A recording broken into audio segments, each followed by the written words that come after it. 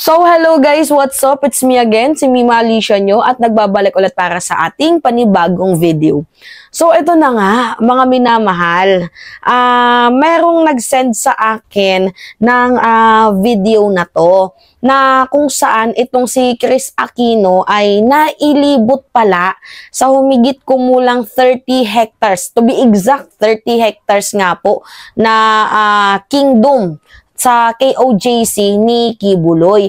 At sa kanyang paglilibot mga minamahal, mayroon pong napansin si Chris Aquino. Meron po siyang napansin na bakit Pastor Apollo Kibuloy, talagang question niya mga minamahal ng masinsinan. Yung question niya talaga yung parang face to face niya, hindi na nag-atubili ang kanyang bunganga. Kasi una pa lang napansin niya na bakit puro mga babae ang mga nakapaligid dito sa KOJC.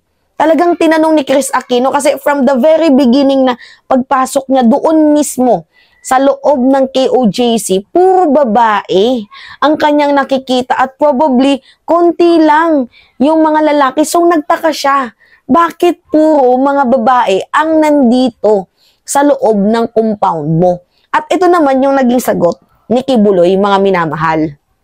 Pakinggan natin Baka pastor, napansin ko rin yun. Even when I first met you, majority ng mga nakikilala ko at nakikita ko nakasurround sa babae.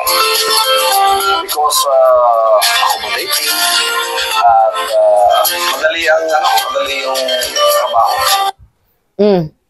Yan yung sagot ni Kibuloy. Ang ano ng pagkakatanong ni Chris napaka-broad. Sabi niya, bakit Pastor, when I ever first saw you, bakit puro mga babae yung mga nakikita ko sa compound mo?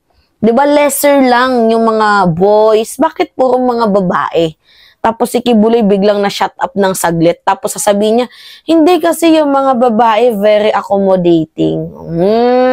Tingnan nyo pakinggan nyo ulit mga minamahal itong sinabi ni Chris Aquino. Pakinggan natin Pastor, napansin ko rin yun. Even when I first met you, majority ng mga nakikilala ko at nakikita ko nakasurround sa babae. Because accommodating at madali yung trabaho. Madali daw yung trabaho pag babae. Kamo, madaling trabahuin pag babae kasi walang mga boses.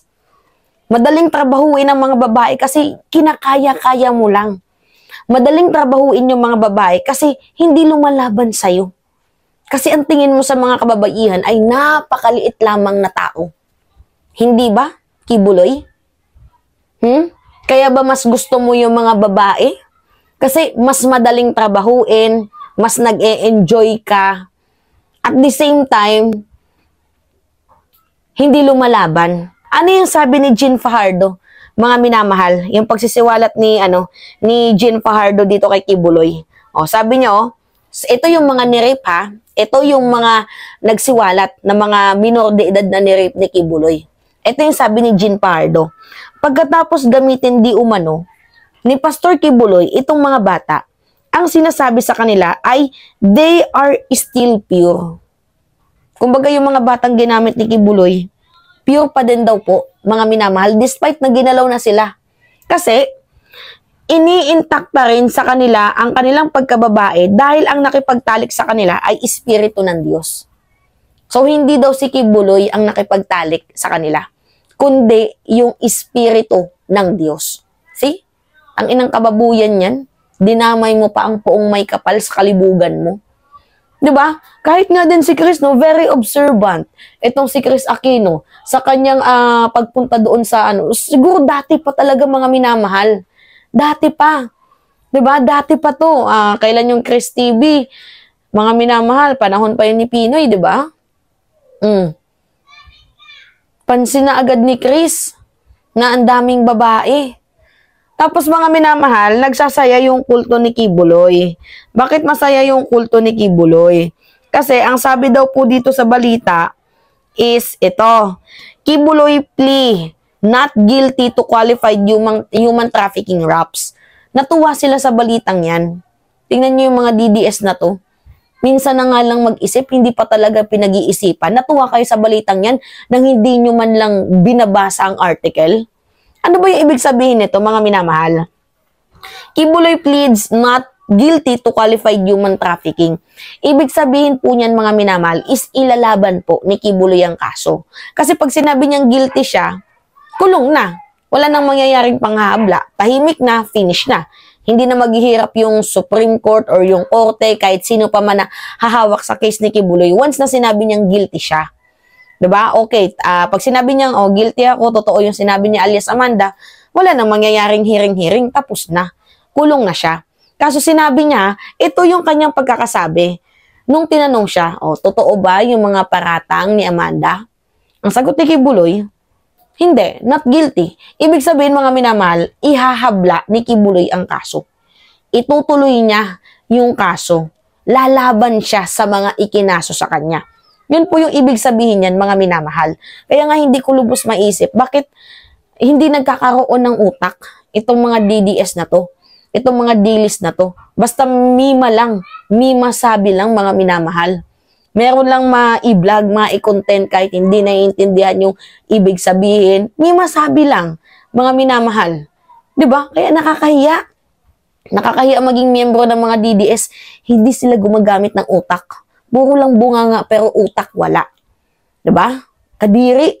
Nakakahiya. O, ito sa real-time Tagalog O, Kibuloy at mga kapwa-akusado naghain. O, naghain sila ng not guilty plea sa kasong child at sexual abuse sa QCRTC.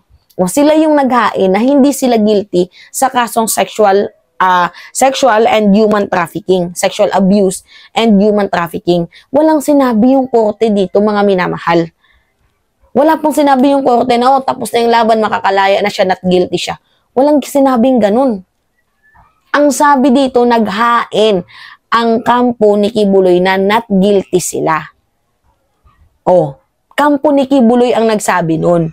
Hindi yung korte. Masyado kasing atat tong mga didilis na to, pero hindi nag-iisip, bugok, walang utak. Diba? Minsan na nga lang mag-isip, hindi talaga pinag-iisipan. Kaya nakakahiya maging miyembro ng mga dilis. So by the way, mga minamahal, yun po. Even si Chris Aquino, napansin niya din, no? Grabe. Grabe tong karumal-dumal na trabaho ni Kibuloy. Ang baboy. Tingnan mo. Siguro kung i-interviewin ulit si Chris Aquino, aamin yan na ako nung pagpunta ko doon, nagtaka ako, ba't ang daming babae? Ano yung ginagawa niya sa mga babae? Diba? Pakinggan niyo ulit tong sinabi ni Chris. Baka Pastor, napansin ko rin yun. Even when I first met you, majority ng mga nakikilala ko at nakikita ko nakasurround sa babae.